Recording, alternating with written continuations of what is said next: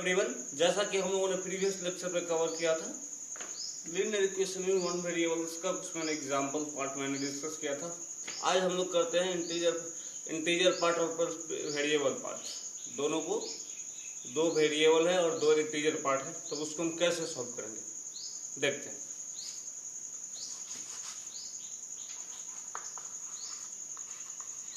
Linear equation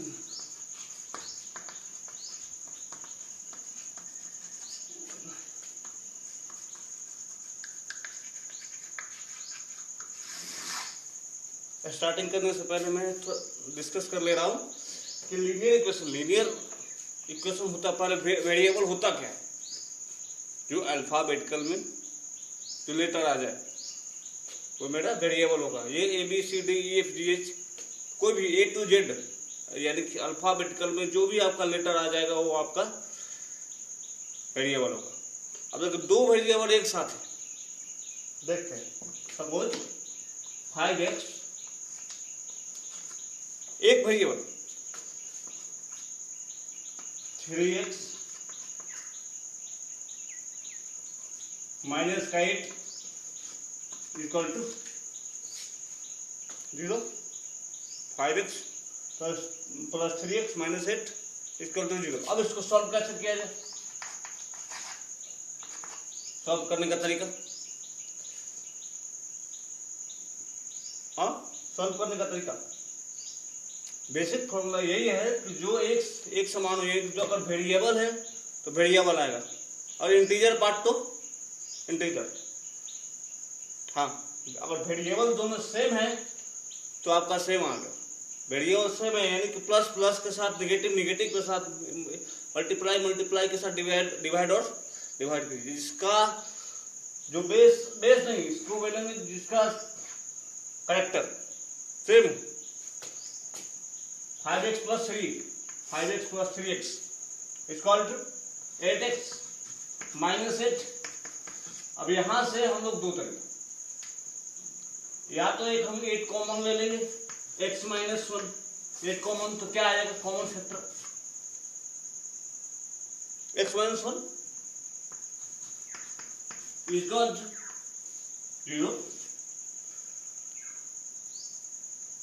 0 ये 0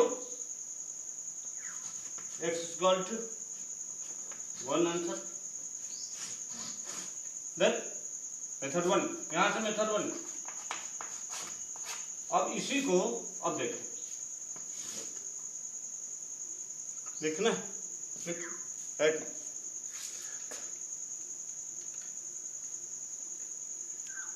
अब देखते हैं इसका मेथड नंबर 2। 8x मैंने क्या बताया था, अगर लेफ्ट साइड अगर प्लस है तो राइट साइड माइनस, और लेफ्ट साइड अगर निगेटिव है तो राइट साइड प्लस, और लेफ्ट साइड अगर मल्टीप्लाई है तो राइट साइड डिवीजन। तो अब क्या किया जाए देखते हैं कि अगर लेफ्ट साइड, तो यहाँ क्या है लेफ्ट साइड में निगेटिव, तो निगेटिव कैसे है, सो मैं पूछना चाहता हूँ कि निगेटिव है कैसे। निगेटिव साइन, तो नेगेटिव साइन आया कहां से, हमने इनपुट डाला तो निगेटिव साइन आया ना। इनपुट निगेटिव डाले तो निगेटिव ही आएगा ना। इनपुट निगेटिव डाले तो लीनियर का क्या बोलता है, अगर राइट साइड में अगर प्लस है तो राइट, अगर लेफ्ट साइड में प्लस है तो राइट साइड निगेटिव, अगर राइट साइड अगर निगेटिव है तो left side positive, than equal two plus, right side shift होगा +8 कैसे लिखे डायरेक्टली बताते हैं। 0 + 8 तो 8 क्या होगा, 8x इक्वल टू 8/8 यानी कि 1,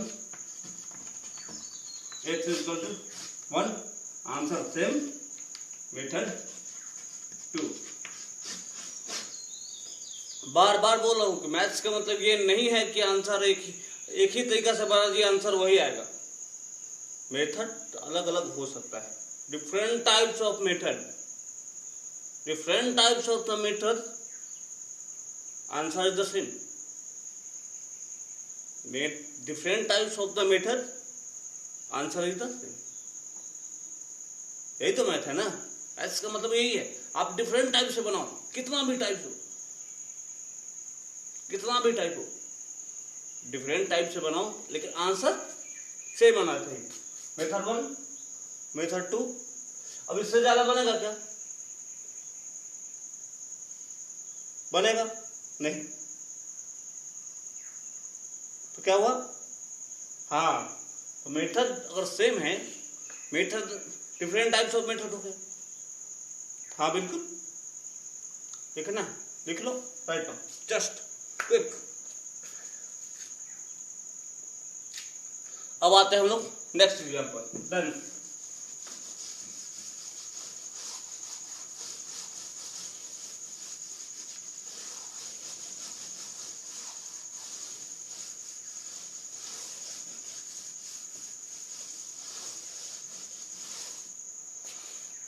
Next example, then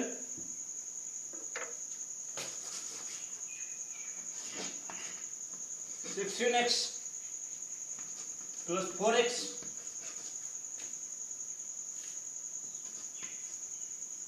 plus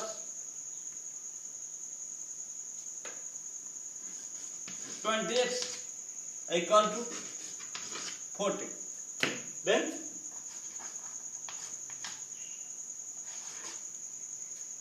क्या अब क्या किया जाए? बार बार बोल रहा हूँ, जिसका जो वेरिएबल सेम रहेगा, अगर वेरिएबल x है तो सेम रहेगा, जो कोई भी कैरेक्टर जिसका सेम रहेगा, सेम कैरेक्टर वालों के साथ मिला दिया जाए। कैरेक्टर अगर सेम है, वेरिएबल अगर सेम है, तो वेरिएबल को वेरिएबल के साथ और इंटीजर को इंटीजर के साथ। कोई भी सॉल्यूशन निकालने के लिए हम लोग पहले उसका देखते हैं कि हाँ कौन कौन पार्ट मिल रहा है एक दूसरे का, तो इसका कैरेक्टर सेम होगा, जिसका बेस सेम होगा वही तो मिलेगा ना। वेरिएबल है, सेम है। अब देखते हैं क्या किया जाए। 16x plus 4x 20x, then okay. अब क्या किया जाए? प्लस 40। अब कौन सा मेथड 1, पहला नंबर देखते तेरी 20x 40 माइनस 20। मैंने बताया था कि अगर लेफ्ट साइड अगर प्लस है तो राइट साइड में आएगा तो निगेटिव हो जाएगा, तो प्लस 20 तो निगेटिव 20 यानी कि माइनस 20। तो कितना हुआ? 20x इक्वल टू 20, तो x equal to 1, x equal to 1। देखना, हाँ एक सेकंड देखो। मेथड 1, ये मेरा हुआ मेथड 1, लिख लो जस्ट।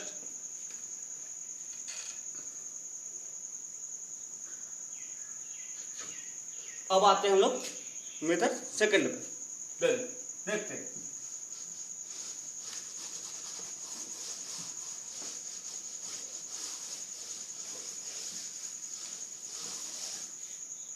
ओके, फिर क्या? फिर वही बात, वेरिएबल सेम रहेगा, जिसका सेम होगा, वेरिएबल को वेरिएबल के साथ और इंटीजर को इंटीजर के साथ। 20x plus 20 equal to 40। अब देखते हैं ये दोनों में कॉमन फैक्टर क्या है। बेटा ये दोनों में कॉमन फैक्टर क्या है, तो हमको बताइए। कॉमन फैक्टर ये दोनों में 20, यस, ऑल x प्लस कितना 1, ओके। अब यहां पे क्या किया जाए? 40, ओके, वेरी गुड। तो उसके बाद क्या इसको काट सकते हैं? एक स्टेप और आगे बढ़ते हैं। x प्लस 1 इसका टू 40/20 यानी कि, तो x प्लस 1 इक्वल टू 2, तो x इक्वल टू 2 माइनस 1 यानी कि x यहाँ पे, यानी कि x इक्वल टू 1। ये रहा आपका आंसर, ये आपका method 2।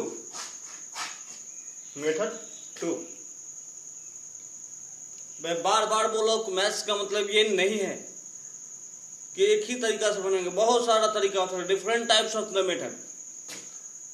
This is maths, different types of the method with in answer the same, different types of the solution, but method is the but answer is the same, different types of method. अलग अलग तरीका से अलग अलग question, एक question को अलग अलग टाइप से बनाएंगे, आंसर मेरा सेम। सपोज करें हम लोग पढ़ते हैं, मेहनत की रिजल्ट आया, तो रिजल्ट आया तो मेन मकसद क्या है? रिजल्ट आना। अंत में क्या है? जॉब, गेट ऑफ जॉब, यही होता है। मेन आंसर सेम आना चाहिए, मेथड कोई भी हो, मैथ से देखना राइट नाउ।